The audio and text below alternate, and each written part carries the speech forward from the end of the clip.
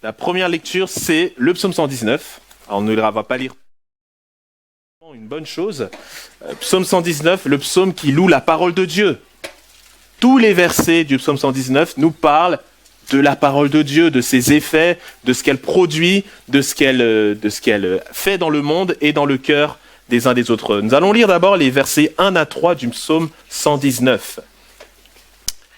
Et je vous dirai à chaque fois, on va passer quelques versets dans ce psaume. D'abord, les versets 1 à 3 du psaume 119. Heureux ceux qui sont intègres dans leur voie, qui marchent selon la loi de l'Éternel. Heureux ceux qui gardent ses préceptes, qui le cherchent de tout leur cœur, qui ne commettent point d'iniquité et qui marchent dans ses voies. Et nous poursuivons au verset 9 du psaume 119. Comment le jeune homme rendra-t-il pur son sentier en se dirigeant d'après ta parole? Je te cherche de tout mon cœur, ne me laisse pas m'égarer loin de tes commandements. Je serre ta parole dans mon cœur, afin de ne pas pécher contre toi. Béni sois-tu, ô Éternel, enseigne-moi tes statuts. Et nous allons au verset 17 jusqu'au verset 18. Fais du bien à ton serviteur pour que je vive et que j'observe ta parole. Ouvre mes yeux pour que je contemple les merveilles de ta loi. C'est la première lecture de ce matin. La deuxième est dans le Nouveau Testament. C'est dans le livre des Actes, au chapitre 17. On va lire les 5 premiers versets.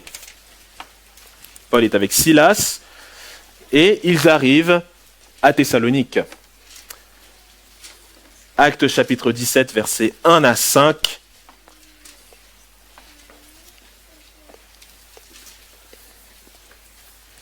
Nous lisons.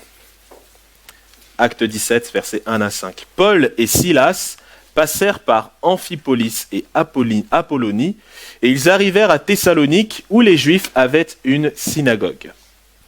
Paul y entra selon sa coutume. Pendant 3 sabbats, il discuta avec eux d'après les Écritures, expliquant et établissant que le Christ devait souffrir et ressusciter des morts. Et Jésus, que je vous annonce, disait-il, c'est lui qui est le Christ. Quelques-uns d'entre eux furent persuadés et se joignirent à Paul et à Silas, ainsi qu'une grande multitude de Grecs craignant Dieu, et beaucoup de femmes de qualité. Mais les Juifs, jaloux, prirent avec eux quelques méchants hommes de la populace, provoquèrent des attroupements et répandirent l'agitation dans la ville. Ils se rendirent à la maison de Jason, et ils cherchèrent Paul et Silas pour les amener vers le peuple. Troisième lecture, c'est dans 1 Thessaloniciens. Nous allons lire le chapitre 1, versets 1 à 3. 1 Thessaloniciens, chapitre 1, versets 1 à 3.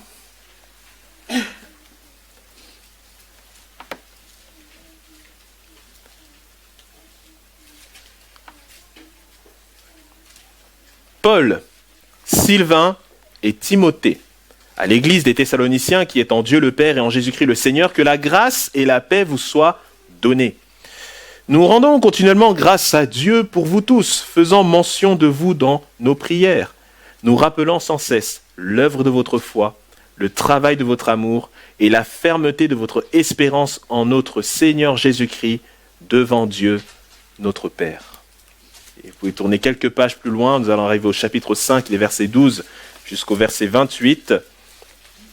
Notre frère se concentrera sur les versets 19 à 22, mais nous allons quand même lire les autres versets pour le contexte. Nous vous prions, frères, donc chapitre 5, verset 12 à la fin, nous vous prions, frères, d'avoir de la considération pour ceux qui travaillent parmi vous, qui vous dirigent dans le Seigneur et qui vous exhortent. Ayez pour eux beaucoup d'affection à cause de leur œuvre. Soyez en paix entre vous. Nous vous en prions aussi, frères, avertissez ceux qui vivent dans le désordre. Consolez ceux qui sont abattus, supportez les faibles, usez de patience envers tous. Prenez garde que personne ne rende à autrui le mal pour le mal, mais recherchez toujours le bien, soit entre vous, soit envers tous. Verset 16. Soyez toujours joyeux, priez sans cesse, rendez grâce en toutes choses, car c'est à votre égard la volonté de Dieu en Jésus-Christ. N'éteignez pas l'esprit, ne méprisez pas les prophéties, mais examinez toutes choses, retenez ce qui est bon, abstenez-vous de toute espèce de mal. Que le Dieu de paix vous sanctifie lui-même tout entier, et que tous votre être, l'esprit, l'âme et le corps, soient conservés irréprochables lors de l'avènement de notre Seigneur Jésus-Christ. Celui qui vous a appelé est fidèle, et c'est lui qui le fera. Frères, priez pour nous. Saluez tous les frères par un saint baiser. Je vous en conjure par le Seigneur que cette lettre soit lue à tous les frères. Que la grâce de notre Seigneur Jésus-Christ soit avec vous. Jusqu'ici les lectures pour la prédication. Je vais prier et ensuite les enfants pourront aller à l'école du dimanche avec notre pasteur et nous pourrons écouter le message que Dieu a donné à travers notre frère Olivier. Prions. Seigneur notre Dieu, nous voulons de lire ta parole. Nous prions maintenant, comme nous l'avons chanté, que ce trésor, ce sublime trésor prenne place dans nos cœurs, que nos vies soient comme un sol fertile. Instruis-nous pour marcher dans tes voies, Seigneur. Nous voulons vraiment que cette parole prenne toute sa place dans nos cœurs, qu'elle puisse produire des fruits d'obéissance, des fruits de repentance, des fruits de sanctification, des fruits à ta gloire. Nous prions que tu nous donnes une oreille attentive et un cœur réceptif pour cette parole qui va être prêchée. Nous prions pour notre frère. Seigneur, ce n'est qu'un instrument, il est dépendant de cette grâce de pouvoir prêcher. Nous prions que tu l'assistes par ton Saint-Esprit, que tu lui donnes vraiment de prêcher avec vérité, précision, amour et avec la puissance qui vient de toi. Oui, notre Dieu, nous te le remettons, nous te prions aussi pour les enfants qui vont recevoir leur temps d'enseignement aussi, que cela soit bénéfique pour eux, agréable, bénis notre pasteur, bénis vraiment ce moment qu'ils vont passer ensemble, que ta parole aussi puisse pénétrer leur cœur et qu'ils puissent comprendre aussi qu'il est important de dépendre de ta grâce. Nous te remercions pour toutes choses, dans le nom de Jésus. Amen.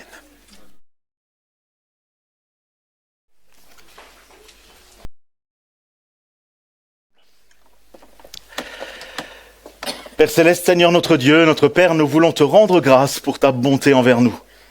Te rendre grâce parce que tu es le Dieu de grâce, tu es celui qui prend soin de nous dans toutes les circonstances de nos vies. Et Seigneur, c'est en tant qu'Église ce matin que nous nous adressons à toi. Parce que c'est toi qui prends soin de notre âme. C'est toi qui nous fais progresser sur le chemin de la vie avec toi. Et Seigneur, nous te prions vraiment de bénir la lecture et la méditation de ta parole pour chacune de nos âmes. Seigneur, nous nous remettons à toi. Je te prie pour les frères et sœurs en Christ. Donne-nous à chacun de pouvoir nous réjouir des merveilles de ta grâce. Et je te prie pour ceux qui ne te connaissent pas encore comme leur Sauveur et Seigneur. Ce matin, encore, au travers de ta parole, nous pourrons voir le soin précis, sérieux et bon que tu prends pour ton peuple. Et nous voulons te prier, Seigneur, de bénir ta parole pour chacune des âmes présentes ce matin. Nous te le demandons en Jésus. Amen. Alors cela fait quand même un long moment que j'avais commencé cette série sur les Thessaloniciens, donc la série Mes chers Thessaloniciens. Cette lettre de Paul, rappelons-le, est inspirée par le Saint-Esprit. Nous croyons que toute l'Écriture est inspirée par le Saint-Esprit. Inspirée par le Saint-Esprit pour l'Église de Thessalonique, mais aussi et encore pour le bien de toute l'Église de tous les temps, jusqu'à nous ce matin. Les Thessaloniciens étaient chers au cœur de l'équipe de Paul. On a entendu que Paul et Silas étaient auprès d'eux, acte 17. Et la lecture de acte 17 nous rafraîchit un petit peu la mémoire sur ce qu'ils ont traversé. On ne peut pas relire toute la lettre, ça serait un peu long pour voir encore que les difficultés qui ont commencé au moment où Paul était avec eux ne se sont pas arrêtées avec le départ de Paul. Et ils étaient vraiment assaillis, persécutés par il faut le dire, des fous furieux. Parce que quand quelqu'un vous veut du mal, c'est une chose. S'ils vous traînent devant les tribunaux, c'est une chose. Mais s'ils sont assez fous pour faire 80 km à pied pour vous poursuivre, là, il faut vraiment vouloir le mal. Et c'est ce qu'ils ont fait. Par la suite, on ne l'a pas lu, en allant à leur tour à Bérée, parce qu'entre Thessalonique et Bérée, il y a 80 kilomètres. Et rappelons-nous qu'à l'époque, ils n'avaient pas d'Uber, ils n'avaient pas de taxi, pas de voiture. Les gens qui se déplaçaient, comme l'apôtre Paul, se déplaçaient à pied. Et donc, ceux qui sont venus vers eux, à moins d'avoir eu des chevaux, mais normalement se déplaçaient aussi à pied. Donc, 2-3 jours pour aller à Bérée à pied, pour vouloir attraper ces disciples, ces fous qui viennent de Jérusalem, pour annoncer une nouvelle doctrine. Mais ces fous sont des fous de Dieu. Des personnes envoyées par l'Éternel pour faire connaître les merveilles de sa grâce. Nous avons entendu parler de la grâce ce matin, et c'est pourquoi Paul se lève. À de nombreuses reprises, il insiste sur la grâce de Dieu, encore la grâce de Dieu. Et nous savons qu'en 3 semaines, seulement 3 semaines, il a passé des mois à Corinthe. À Thessalonique, il a passé 3 semaines. Et en 3 semaines, verset 4 de Acte 17, quelques-uns d'entre eux, donc des Thessaloniciens, furent persuadés et se joignirent à Paul et Silas, ainsi qu'une grande multitude de Grecs craignant Dieu et beaucoup de femmes de qualité. L'évangile a produit de l'effet dans les cœurs. L'annonce de l'évangile, la prédication de l'évangile, l'évangélisation parmi ces personnes, d'abord parmi les Juifs, mais aussi parmi les Grecs. Et nous savons que la parole de Dieu ne revient pas à lui sans avoir produit de l'effet dans les cœurs, parce que l'Esprit de Dieu est à l'œuvre. Nous voyons la beauté de l'annonce de l'évangile. Des âmes sont réconciliées avec Dieu. Malheureusement, ces hommes jaloux, ces fous, vont rapidement leur faire du tort. Et l'apôtre Paul le sait quand il leur écrit plus tard, quand il leur écrira cette lettre. Il leur dira, chapitre 2, verset 14 de Thessaloniciens 1, « Car vous, frères, vous êtes devenus les imitateurs des églises de Dieu qui sont en Jésus-Christ dans la Judée, parce que vous aussi, vous avez souffert de la part de vos propres compatriotes les mêmes maux qu'elles ont souffert de la part des Juifs. » Vous savez ce que c'est la souffrance. Vous savez ce que c'est la persécution. Et ils sont toujours là. Et l'apôtre Paul sera encouragé après le retour de Timothée qui sera chez eux, qui reviendra auprès de l'apôtre Paul, vraisemblablement donc à Corinthe, et qui lui apporte de bonnes nouvelles. Et il est soulagé d'entendre ces bonnes nouvelles. Malgré la persécution, ils sont là, ils ont la foi. Et cette foi est connue dans toute l'Achaïe, dans toute la région là-bas.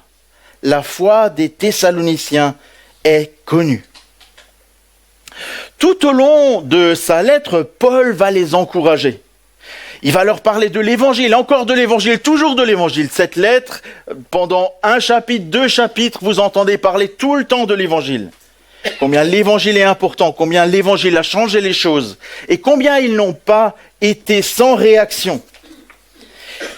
Et quand on arrive au chapitre 5, et avant de leur donner, de les remettre à Dieu à partir du verset 23, il leur donne quelques dernières exhortations. Et je vous avais dit qu'on allait prendre un peu de temps sur les exhortations, parce que ce serait un peu dommage de les survoler trop vite.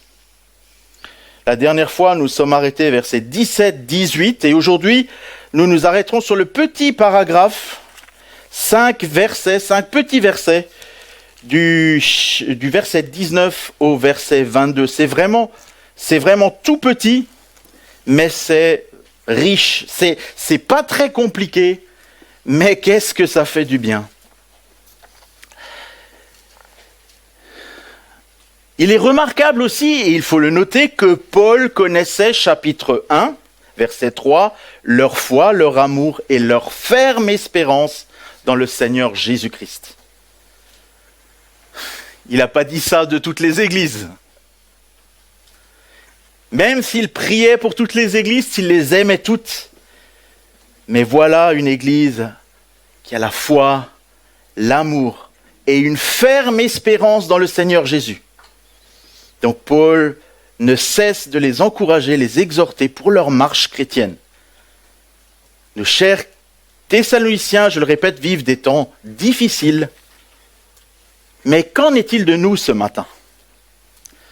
Est-ce que peut-être parce que nous ne vivons pas la même persécution ou pas la persécution du tout comparé à d'autres frères et sœurs, que nous nous sentons plus forts qu'eux ou cela ne nous intéresse peut-être moins ? Nous nous disons peut-être non. Ne passons pas à côté de ces vérités très encourageantes.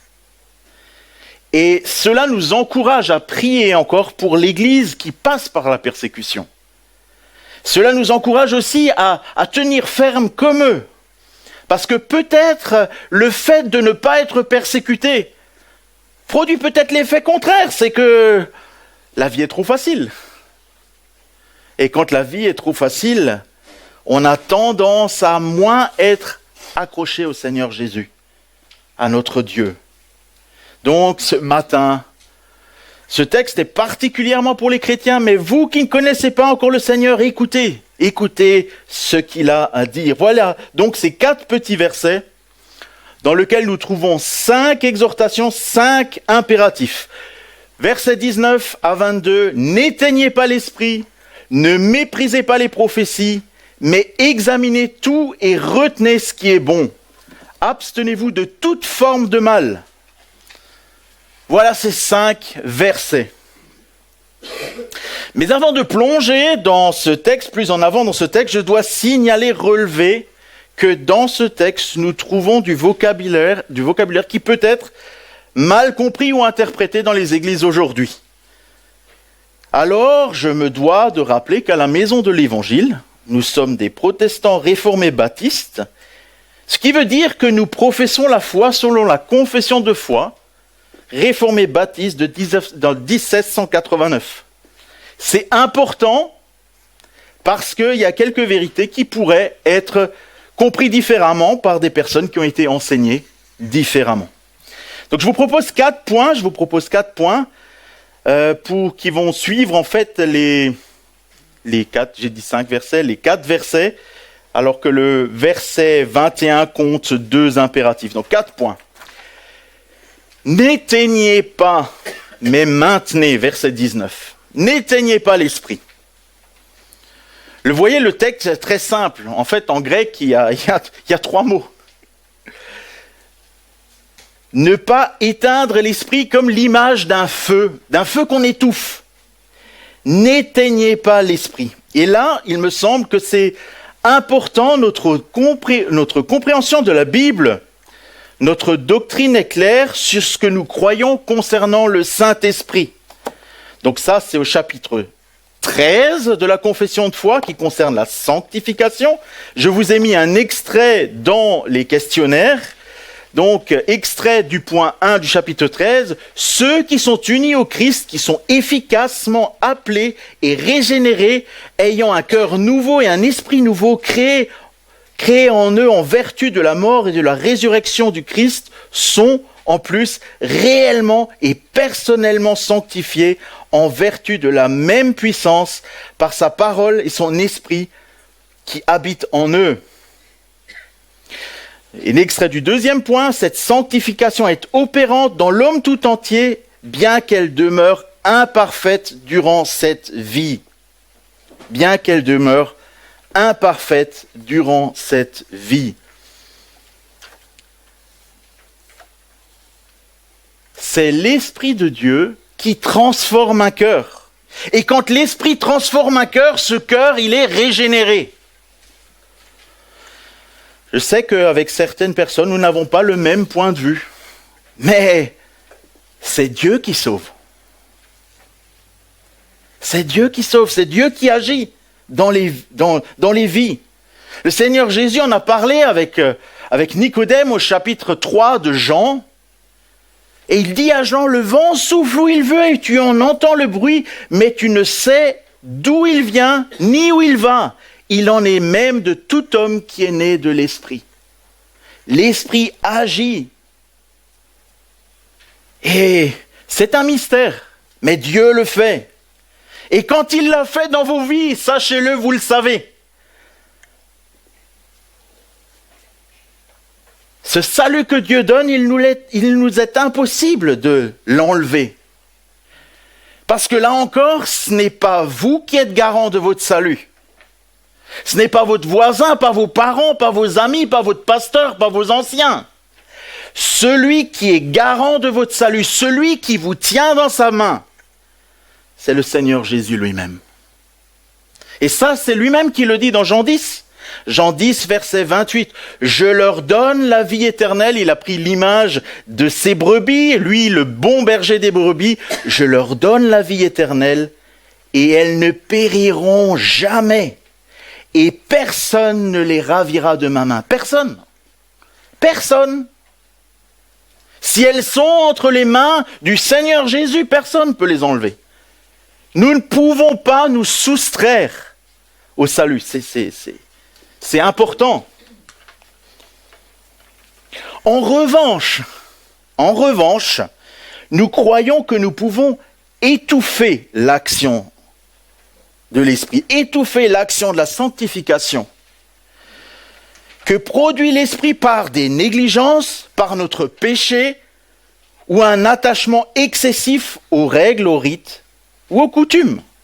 C'est pas pour rien qu'aux Éphésiens, dans Éphésiens 4, 30, l'apôtre Paul leur dit « N'attristez pas le Saint-Esprit.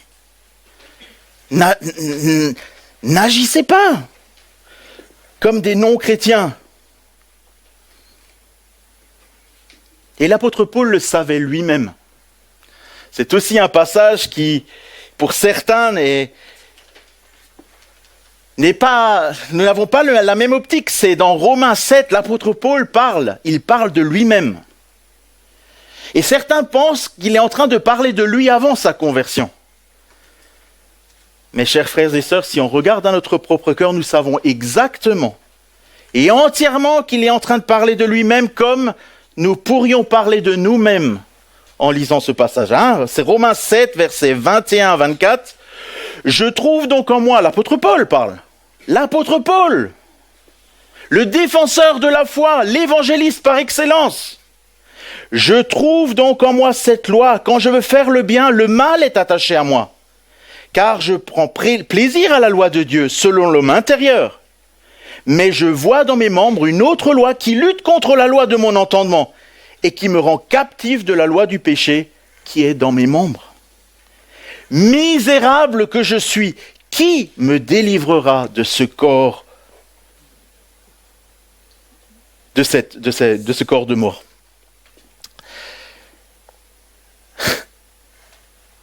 C'est la dure réalité. C'est la dure réalité. Nous sommes toujours encore dans ce monde pécheur. Nous sommes toujours encore avec des mauvaises influences. Nous ne sommes pas parfaits, nous n'atteindrons pas ici-bas la perfection. Par la grâce de Dieu, par le salut en Jésus, par la bonté de notre Dieu qui a envoyé Christ pour nous sauver, nous sommes lavés de tous nos péchés. Ça, c'est gagné. C'est Christ qui l'a fait. Christ, mourant à la croix, a porté tous mes péchés, tous tes péchés, si tu es enfant de Dieu. Et maintenant, et c'est toute la merveille, c'est que Dieu nous voit justifiés par Christ qui a porté notre péché. Christ nous a recouverts par sa justice. C'est merveilleux.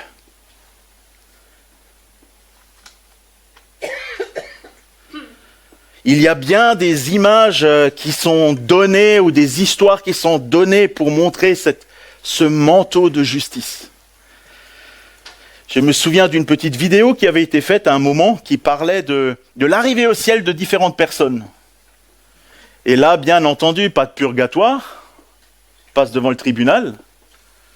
Et ils ont imaginé ça comme devant se mettre sur une espèce de balance qui mesure la bonté de votre cœur, qui mesure si votre cœur est bon.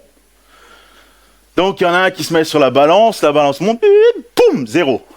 Le suivant, poum, 0. Et on a des excuses, et les dossiers avec les péchés, et c'est monstrueux. Et subitement, il y en a un qui vient, qui a un dossier qui est beaucoup plus gros que les autres. Et alors, il lui dit, montez sur la balance, et à ce moment-là, il y a quelqu'un qui vient à côté de l'ange et qui le touche sur le côté. Et puis l'ange regarde et il voit Jésus. Et Jésus dit, il est avec moi. Et alors, l'ange, il dit, montez sur la balance alors. Et alors l'homme veut monter sur la balance et il a dit, non, pas vous, lui. C'est Jésus qui monte sur la balance. C'est sa justice qui est regardée.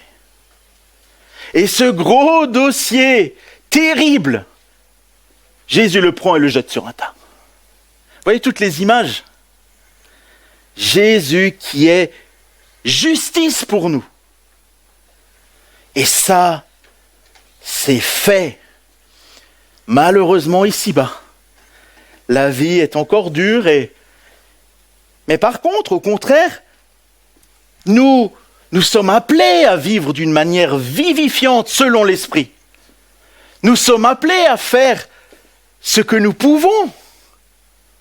Lire la parole, être inspiré par la parole, aller de l'avant, aller de progrès en progrès. Nous sommes invités par la Bible à plaire à Dieu.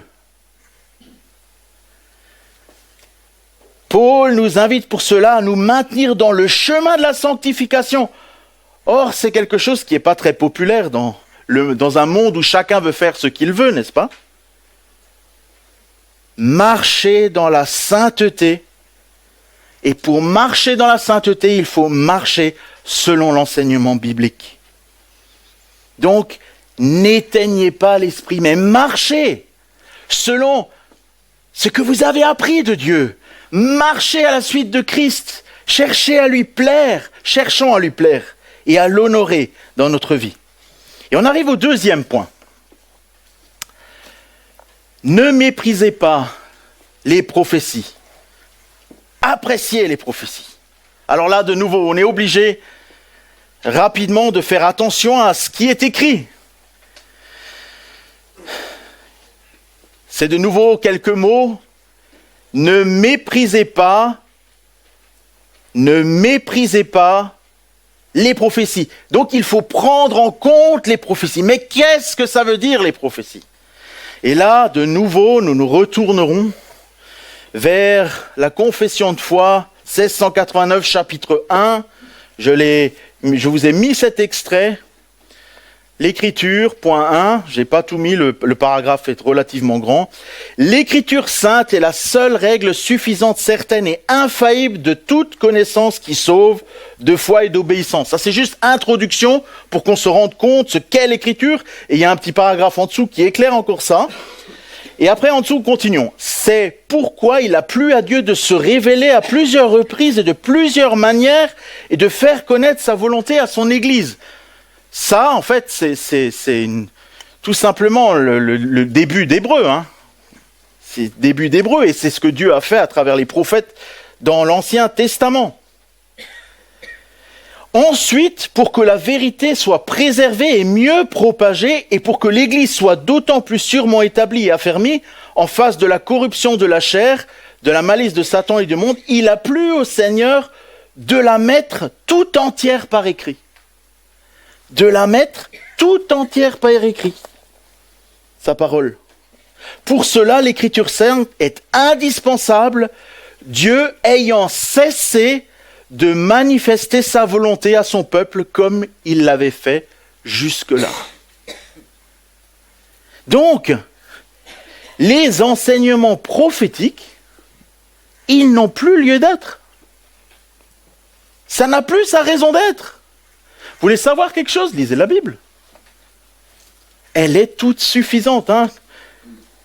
Est la seule règle suffisante, certaine et infaillible de toute connaissance qui sauve, de foi et d'obéissance.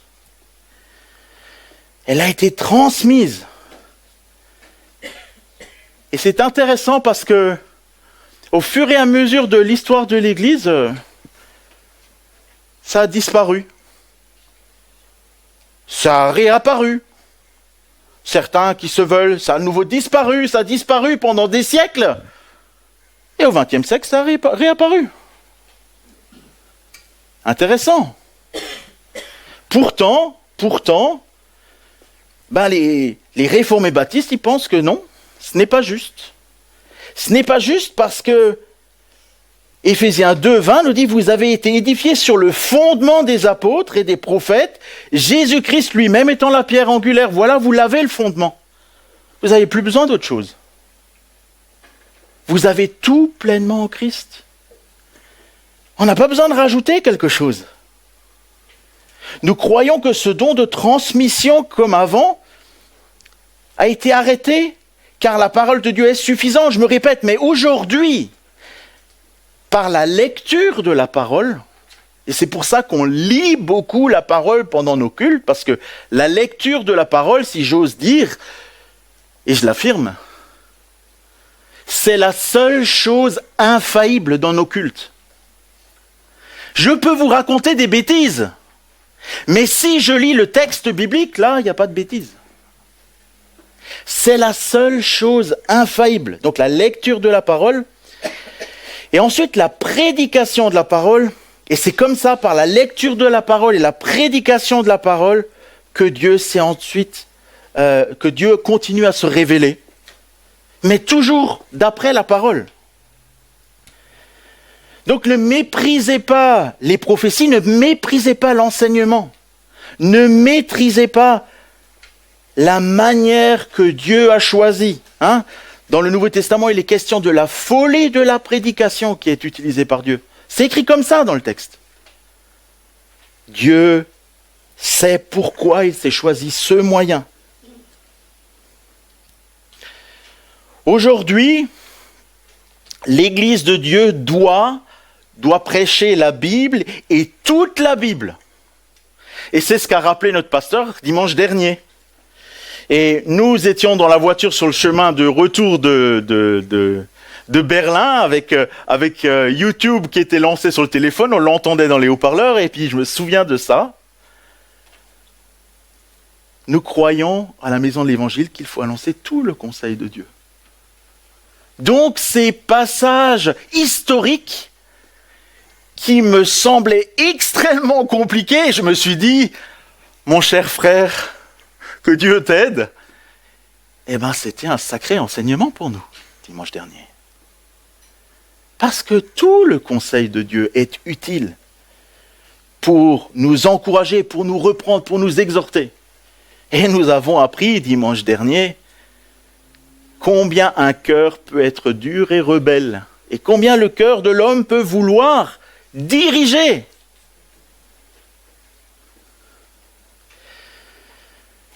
Nous croyons que nous devons être enseignés par cette parole. Et c'est pour ça que j'ai voulu que nous lisions quelques extraits du psaume 119. Le psaume 119, c'est vraiment ce psaume qui met en avant la parole.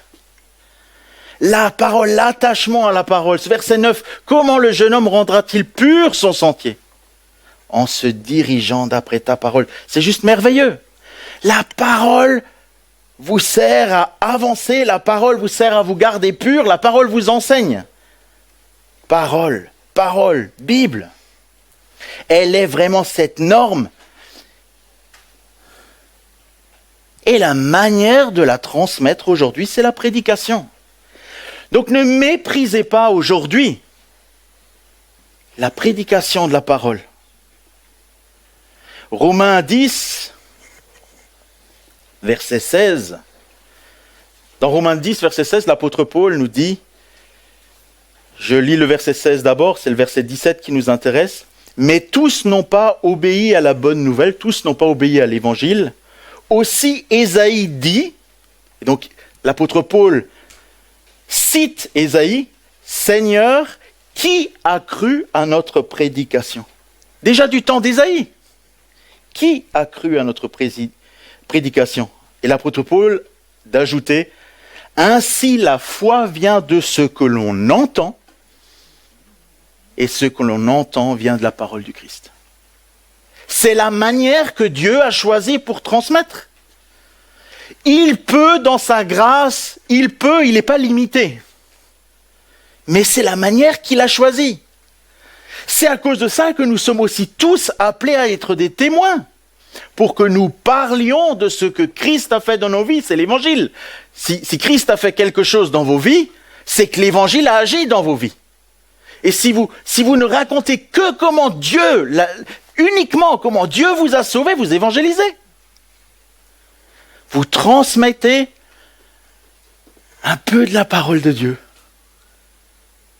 Et Dieu peut l'utiliser pour sauver des âmes, et c'est juste merveilleux. Parce que c'est par la Bible qu'on apprend qu'on est pécheur. Et non seulement pécheur, mais aussi perdu. Et que le seul moyen, le seul chemin, le seul salut se trouve en Christ. Si ça, on ne le dit pas, si la foi vient de ce qu'on entend, alors il y a quelque chose qui ne fonctionne pas dans la manière dont Dieu a voulu transmettre l'évangile. Mais voilà, nous tous sommes au bénéfice de serviteurs de Dieu qui ont obéi à ce commandement, qui ont transmis l'évangile. Et un beau jour, vous avez fléchi le genou devant Dieu parce que vous avez été convaincus de péché, de justice et de jugement, comme le dit la parole. Et par le Saint-Esprit, Dieu l'a appliqué à vos cœurs. Il vous a régénéré. Et vous avez pu pleurer sur votre péché, sur votre perdition, et recevoir ce salut merveilleux que qu'il nous offre en Christ. Donc, ne méprisons pas l'enseignement, la prédication de la parole de Dieu, car nous devons accueillir avec respect la proclamation de la parole. Et ça nous mène au verset suivant. Troisième point, examinez et retenez. Deux impératifs dans ce court verset. Mais examinez tout et retenez ce qui est bon. En fait, les mots sont très simples, très faciles à comprendre. Examinez tout, mais dans le contexte, tout ce qui a été proclamé. Et aujourd'hui, beaucoup de choses sont aussi proclamées par les écrits. Examinez tout. Si quelqu'un prêche, enseigne, alors examinez. Ce matin, examinez si je ne raconte pas de bêtises. C'est ce qui vous est demandé. C'est ce qui est demandé à l'Église. De vérifier si c'est juste, si c'est bon.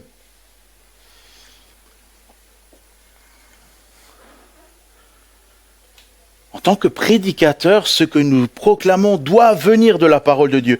Si on utilise, encore une fois, notre chère confession de foi 1689, qui a été établie par des serviteurs de Dieu qui se sont mis ensemble pour exprimer ce qu'ils comprennent, ce qu'ils croient au travers de la Bible. Et c'est très intéressant parce que si vous prenez la confession de foi en main, en dessous de chaque petit chapitre, vous avez tous les versets qui parlent de ce petit chapitre, de ce petit paragraphe. Tous les versets qui soulignent les vérités qui sont en place. Et c'est dit de manière relativement formidable, des fois un peu compliquée, mais en lisant les versets, on arrive à comprendre. Sinon, il faut venir au bon vieux dictionnaire où vous avez Google à la maison, vous pouvez chercher le Centre national de recherche linguistique et textuelle de notre cher pays, où vous avez tous les mots qui sont bien expliqués. N'hésitez pas pour comprendre et pour goûter, parce que c'est très savoureux. Nous trouvons d'ailleurs un exemple dans la Bible où des enfants de Dieu ont fait cela. Ils ont examiné toutes choses.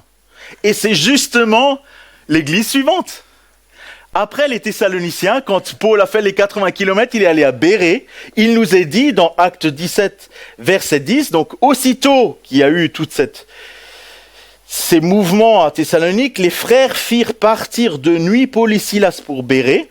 Lorsqu'ils furent arrivés, donc 1 point, 2 jours de transfert, 2-3 jours de transfert, lorsqu'ils furent arrivés, ils entrèrent dans la synagogue des Juifs. Ces Juifs avaient des sentiments plus nobles que ceux de Thessalonique. Ils reçurent la parole avec beaucoup d'empressement et ils examinaient chaque jour les Écritures pour voir si ce qu'on leur disait était exact. Voyez? Exactement ça. Examiner. Examiner, c'est important. Et l'examen se fait par la parole. C'est ce qu'ont fait nos chers frères qui ont fait ça. Pour que nous puissions, par un paragraphe, avec des versets, on peut aller chercher les versets pour souligner, pour expliquer. D'ailleurs, l'examen se fait par la parole. Donc, si on reprend le point 1 du chapitre 1 de la confession de foi, l'écriture simple est la seule règle suffisante, certaine et infaillible de toute connaissance qui sauve, de foi et d'obéissance. L'écriture. Donc pas par les émotions, pas par l'expérience, pas par la popularité, pas par le show, non, par la parole. Et c'est intéressant au travers de l'histoire de certains de nos prédécesseurs de voir comment ils se sont convertis. Le plus connu, qui m'a beaucoup marqué, c'est la conversion de Spurgeon, qui est devenu celui qu'on a appelé le prince des prédicateurs. La parole est devenue tellement importante à ses yeux, quand il a compris par sa conversion à quoi une conversion tient.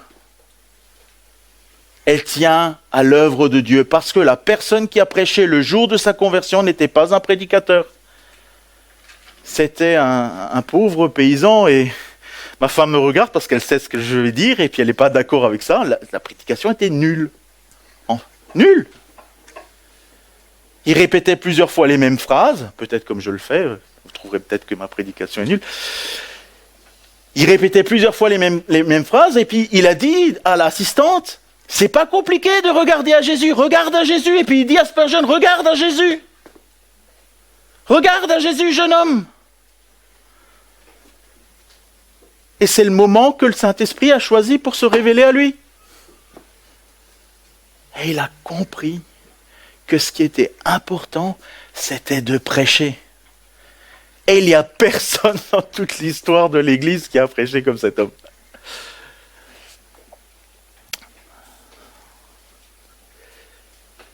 En tout cas, toute l'Écriture est l'Écriture seule. Ça a donné un des solas de la Réforme.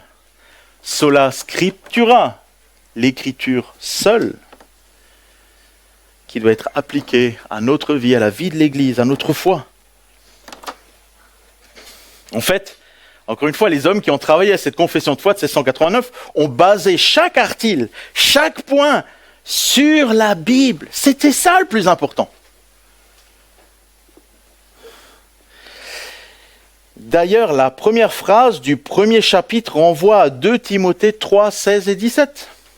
Toute écriture est inspirée de Dieu et utile pour enseigner, pour convaincre, pour corriger, pour instruire dans la justice, afin que l'homme de Dieu soit accompli et propre à toute bonne œuvre. Vous voyez, c'est la Bible. La Bible est l'autorité suffisante, certaine et infaillible. Et notez bien et soulignez-le et rappelez-vous-en, ce n'est pas parce qu'un prédicateur dit quelque chose que c'est juste. Nous sommes faillibles. On parlait tout à l'heure du péché qui nous environne si facilement, nous sommes faillibles. Nous pouvons dire des choses qui sont fausses. Mais étonnamment, des âmes continuent à se convertir. Pourquoi ? Parce que Dieu est à l'œuvre. Et là, il faut être humble et savoir que c'est Dieu qui agit dans les cœurs et qu'il nous utilise. Comme j'utiliserais peut-être un tournevis pour rentrer une vis rouillée dans un bout de bois. Dieu nous utilise, mais c'est lui qui fait rentrer, c'est lui qui agit. C'est lui qui pour un couteau qui fourbit la lame, pour qu'elle soit tranchante.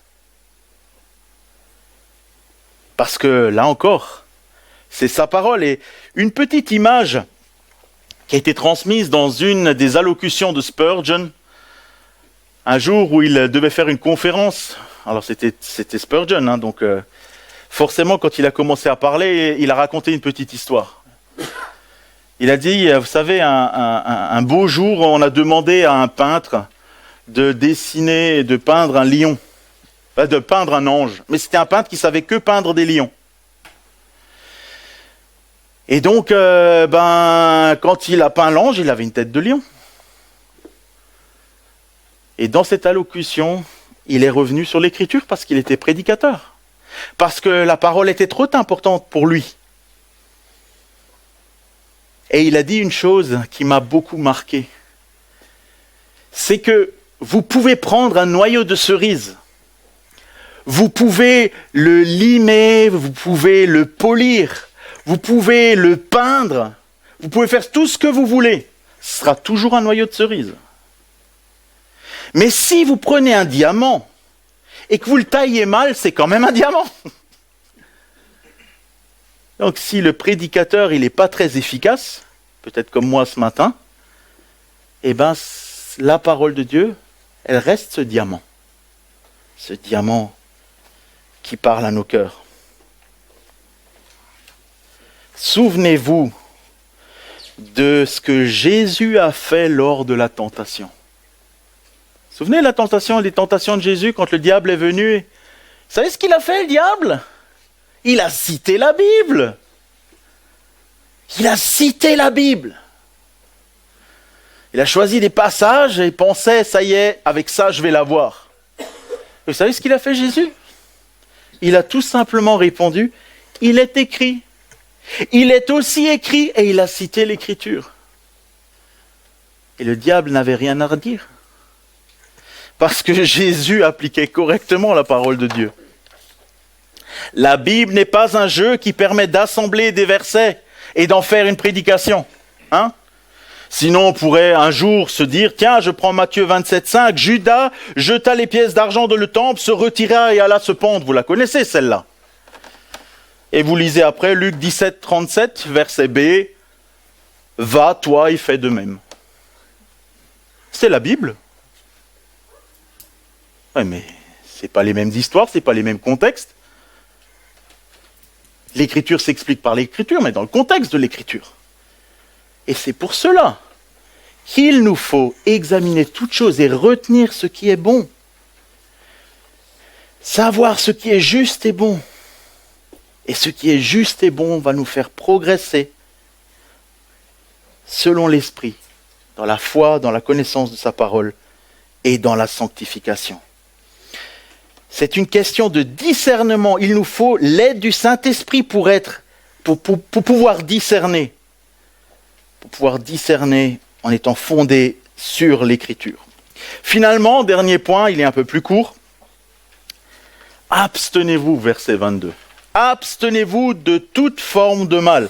Là, encore une fois, le français n'est pas très compliqué. S'abstenir, c'est de volontairement ne pas faire quelque chose. Être conscient, le vouloir, s'abstenir, ne pas faire quelque chose. Donc, prenez garde de ne pas faire toute forme de mal. C'est relativement facile. Et s'il est vrai qu'il nous faut fuir le mal, c'est vrai, le péché, nous abstenir de péché par la grâce de Dieu qui nous aide à marcher dans les voies de Jésus, c'est vrai, c'est une réalité biblique. Comme le dit la Bible à plusieurs reprises, ici, en fait, on est dans un contexte.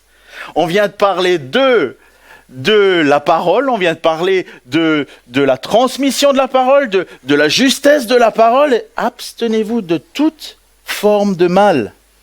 À la suite de ces exhortations de Paul qui défend la saine doctrine, il nous faut aussi voir un peu dans le contexte immédiat la défense de la vérité importante, doctrinale, sur l'esprit, la Bible, la prédication de la Bible. Donc il faut vraiment aussi considérer ce mal comme un mal doctrinal. Et à plusieurs reprises, il est question des faux docteurs, il est question de faire attention aux loups, il est question de démasquer ceux qui ne sont pas droits. Parce que là, on est en train de parler de l'annonce de l'évangile de la parole. Et donc, abstenez-vous. C'est pas parce que vous avez entendu une jolie phrase dans une prédication qu'elle est forcément juste et qu'il faut forcément la réutiliser ailleurs. Ceci rejoint la confession de foi 1689, chapitre 16, verset 2. Pas verset 2.2, pardon. Les œuvres bonnes. Les œuvres bonnes faites en obéissance au commandement de Dieu sont le fruit de la preuve d'une foi vraie et vivante. Par elles, les croyants manifestent leur reconnaissance, fortifient leur assurance, édifient les frères, embellissent la profession de l'Évangile, ferment la bouche à des adversaires, glorifient Dieu dont ils sont l'ouvrage, créés en Jésus-Christ pour cela même, afin qu'ayant leur fruit, la sainteté, ils puissent avoir pour fin la vie éternelle. Voyez ? Obéir au commandement, c'est comme ça qu'on s'abstient du mal. Et donc, il faut connaître, creuser l'Écriture. Il faut marcher. Il faut goûter. Il faut manger des lignes de Bible. Aujourd'hui, c'est pratique, on peut l'écouter. Écoutez, lisez, remplissez-vous. Parce que vous devez marcher dans l'obéissance et rejeter toute forme d'erreur et de mal. Alors en conclusion, en fait, au travers de ces quelques versets, ces quelques courts versets, l'apôtre Paul nous rend attentifs à plusieurs dangers. Et en fait, il donne les solutions. Et les dangers, quels sont-ils ? Attention à ne pas vous refroidir spirituellement, verset 19. Attention à ne pas mépriser le ministère de la parole, verset 20. Attention à ne pas croire naïvement n'importe quoi, première partie du verset 21. Attention à retenir la saine doctrine, verset 21b. Et attention à ne pas vous compromettre moralement. Par la lecture de la Bible et avec notre compréhension doctrinale, ce texte de 1 Thessaloniciens 5, 19 à 22 enseigne que l'Église doit vivre sous l'action vivifiante du Saint-Esprit, accueillir avec respect la proclamation biblique, exercer un discernement fondé exclusivement sur l'Écriture et rejeter toute forme d'erreur ou de mal. Chers frères et sœurs, n'hésitez pas ce matin à examiner d'après l'Écriture ce que vous avez entendu. Retenez ce qui est bon pour votre croissance spirituelle. Pourquoi prêchons-nous ? Pourquoi ? En 2 mots. Pourquoi ? Pour le salut des âmes. Amen. Oui, mais pas seulement. Aussi pour la croissance spirituelle, qui se produit par l'édification, pour grandir dans la foi, la connaissance de la parole de Dieu et la sanctification.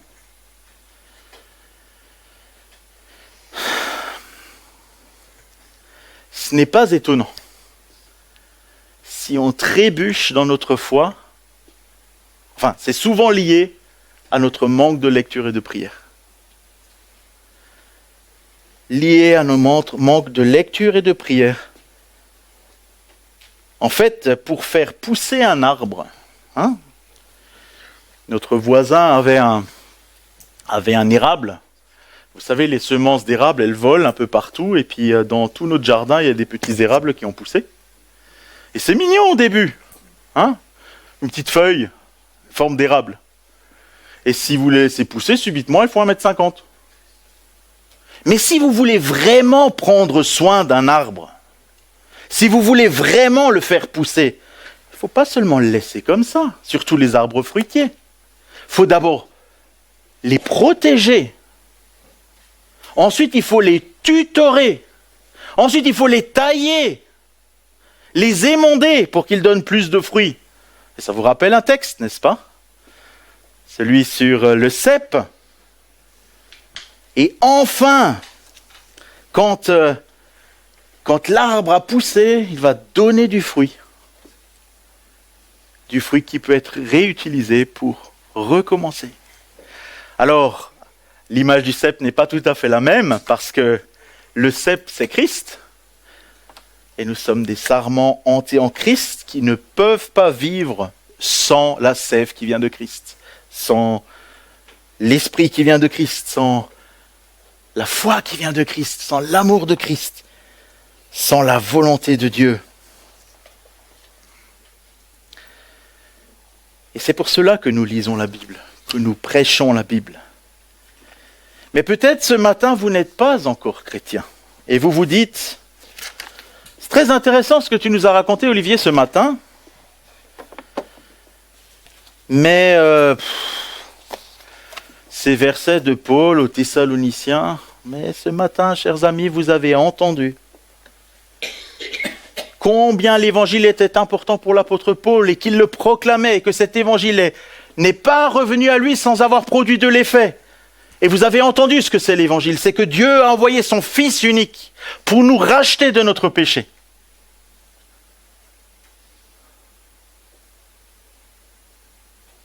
Parce que nous sommes tous pécheurs et condamnés devant Dieu. Et donc, cher ami, je t'invite à venir à Christ. Parce que Christ est celui qui te sauve et qui sauve et qui veut ses enfants auprès de lui.